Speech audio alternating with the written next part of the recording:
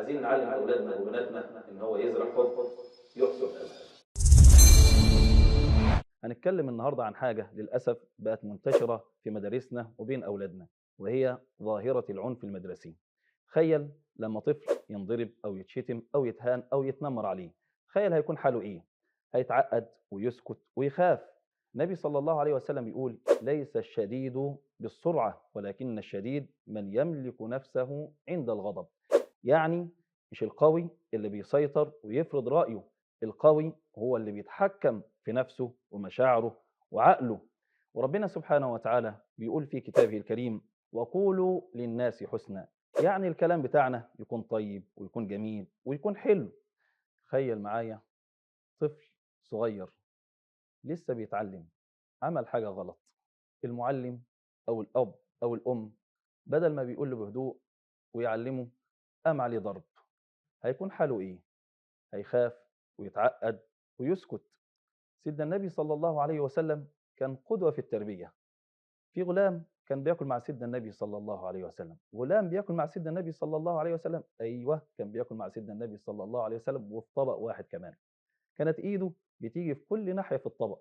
سيدنا النبي صلى الله عليه وسلم ما قهر ولا نهر ولا ضربه ولا زعق له. سيدنا النبي صلى الله عليه وسلم قال له بأدب وبتواضع: يا غلام سم الله وكل بيمينك وكل مما يليك.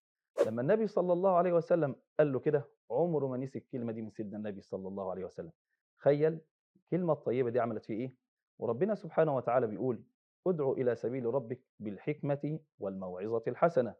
يعني لما تيجي تنصح وتيجي تصحح يبقى بالراحة مش بالعنف وبالضرب. الأولاد زي الزرع بالضبط، لو سقيناها حب وحنان وعطف يبقوا حاجة جميلة وصالحة في المجتمع. لو سقيناهم عنف وضرب وكره هيفقدوا الأمان والإحساس.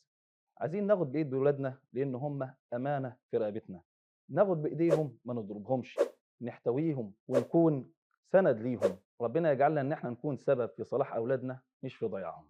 في مدارسنا مش نتعلم العربي والحساب بس، عايزين في مدارسنا نتعلم الحب والمودة والرأفة والرحمة والإحسان والتعامل مع الآخرين.